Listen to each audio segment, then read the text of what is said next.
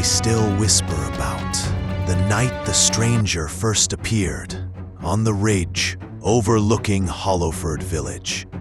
No one knew where he came from. No wind blew, no hoofbeats echoed. Yet suddenly he was just there, a lone rider cloaked in midnight, his horse marked with silver runes that shimmered even without moonlight. The villagers said he never breathed heavily, never shifted in his saddle. He simply stared down at the village, as though studying something long lost. Some believed he was a hunter searching for a spirit. Others claimed he was the spirit. The elders remembered an older legend. When the quiet fields turn restless, a shadow rider returns to claim what was stolen from the earth.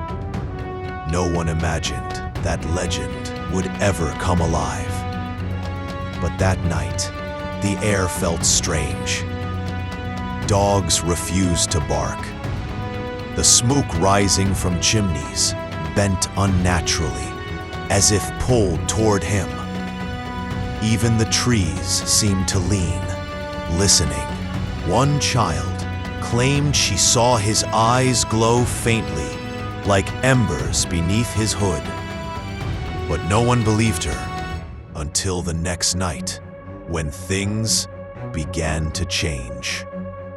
People would later swear that the village itself felt watched. Every footstep echoed too loudly, as though something was mimicking them. Doors rattled without wind. Old bones buried under the soil began to shift, making the ground feel hollow. They did not yet understand that the rider was not their enemy, but a warning. Because something far older than the village, something buried, was beginning to wake, and he was the only one who could sense it. The second night began differently. A lone villager held a lantern high, pacing the crossroads. He was the lantern keeper, tasked with watching for omens, a role once taken seriously only in stories. But legends suddenly felt less like fantasy and more like prophecy. As the lantern keeper raised his light, he saw dust swirling unnaturally near the old barn. But there was no wind. His lantern flame twitched, pulling toward the ridge where the stranger had stood the night before. He whispered a prayer, and that was when he realized the path beneath his feet had changed. What was usually a smooth dirt road was now cracked, as if something underground had clawed upward. He lifted the lantern again and froze. The stranger had returned, silent, cold, watching. But this time, the lantern keeper noticed something he had missed before. Shadows didn't fall naturally around the rider. Instead, they bent in shapes that resembled reaching hands, as though gripping at his horse's legs. The lantern keeper tried to shout a warning, but his voice cracked. The rider did not move. Instead, the runes on his horse glowed faintly, whispering in a language the villager couldn't comprehend. Then, from the distant woods, a deep rumble shook the earth. The sound didn't belong to any animal. It was older, heavier, like stone grinding against stone. The lantern keeper ran toward the village, yelling, "It's waking! Barricade the doors!" But he didn't know the worst part yet. Every time he turned back toward the ridge, the stranger was closer and closer, without ever making a sound. On the third night, fear had settled over Hollowford like a second dusk. Families huddled inside their homes, clutching rosaries, old charms, or whatever scraps of hope they had. Yet no one dared sleep, because the sky itself seemed to hold its breath. Suddenly, a flare of orange light burst across the ridge.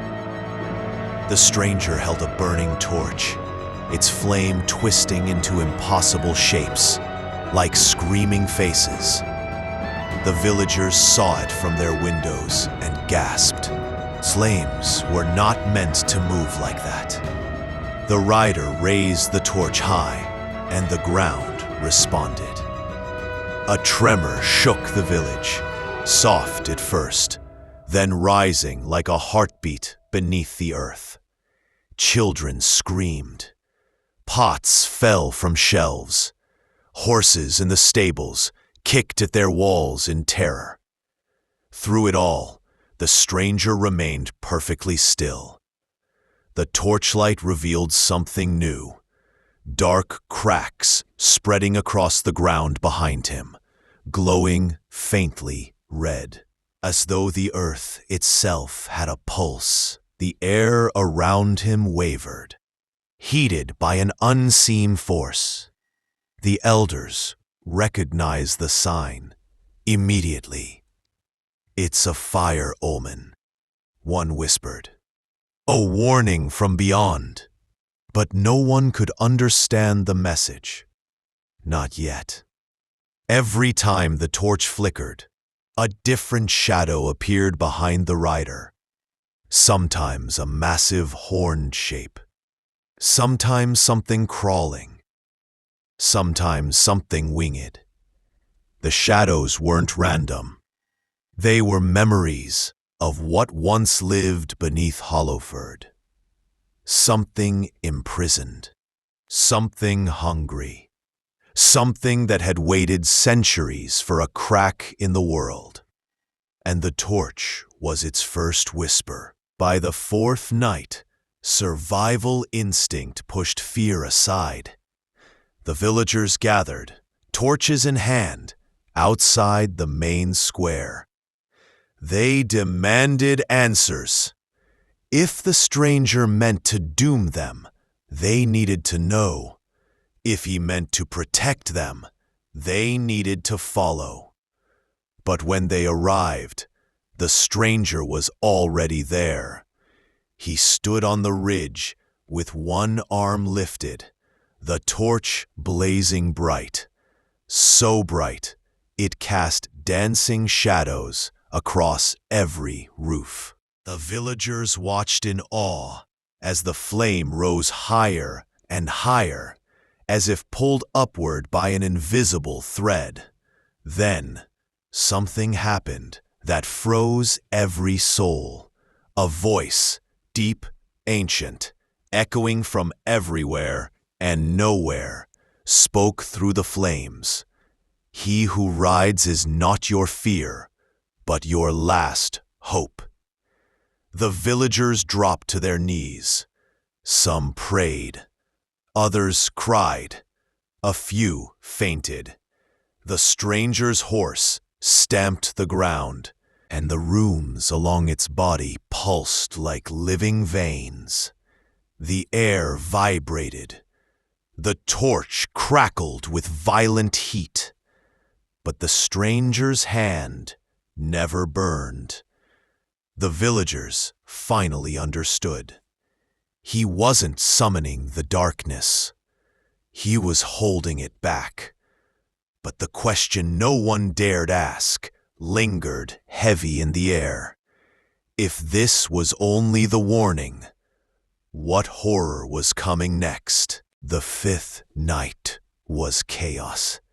It began with a roar that shook birds from the trees. Then, the ground split open near the old well, blasting dirt into the sky. Something massive moved beneath the earth, forcing its shape toward the surface. Houses trembled, lamps shattered. The stranger galloped into the village, his horse leaping through the air unnaturally high, as though carried by a force stronger than gravity. Behind him, shadows spilled from the ground like liquid smoke, forming twisted shapes. Children screamed, adults ran, people scattered as the unseen creature beneath Hollowford tried to break free. The villagers rushed through the streets, shouting warnings, grabbing loved ones, dragging the elderly to shelter. Their terror echoed like a storm, yet the stranger did not flee. He rode straight toward the center of the uprising, torch blazing. Each time the flame touched the shadows, they shrieked, yes, shrieked, like wounded animals. The earth recoiled, cracks sealed, darkness folded back. But it wasn't enough. The creature fought harder. Soon the night became a war of light and shadow, runes glowing, flames roaring, villagers running beneath a sky split by ancient magic. And through it all, the stranger kept riding, his voice booming through the streets. "Hold fast, the beast feeds on fear." But fear was everywhere, and the beast was winning. No one remembers the final moment clearly. Some say the stranger plunged his torch directly into the earth, sealing the cracks. Others claim he battled the beast unseen until the first ray of dawn struck the village. But everyone remembers what happened next. The sun rose, the ground stopped trembling, the shadows evaporated like mist, and the stranger was gone. In his place stood only silence, peaceful, almost gentle. For the first time in nights, birds sang, windows opened, families stepped outside cautiously, expecting ruin, but finding calm. One villager, a young man on horseback, lifted his hands toward the sky, laughing with relief. Tears streamed down his face. The village was battered, but alive. Hollowford would endure, but the stranger, he vanished without a trace. No hoofprints, no runes, no torch, nothing. Some say he returned to the ridge, watching quietly once more. Others think he roams from village to village, wherever ancient things stir beneath the soil. But the elders teach one truth to every child born in Hollowford. When the nights grow too still and the ground feels hollow, look to the ridge. If you are lucky, the rider will return before the darkness does.